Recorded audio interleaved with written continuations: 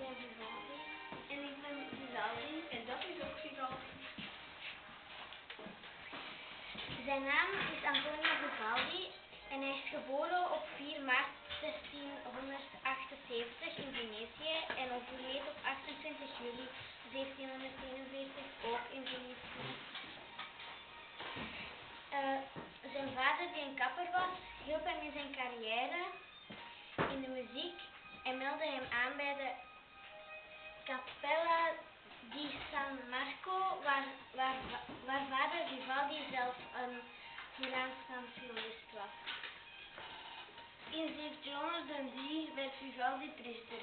Hij kreeg al snel een bijnaam, I Prete Rosa, de rode priester, vermoedelijk vanwege zijn rode haar. Vanaf 1704 hoefde hij niet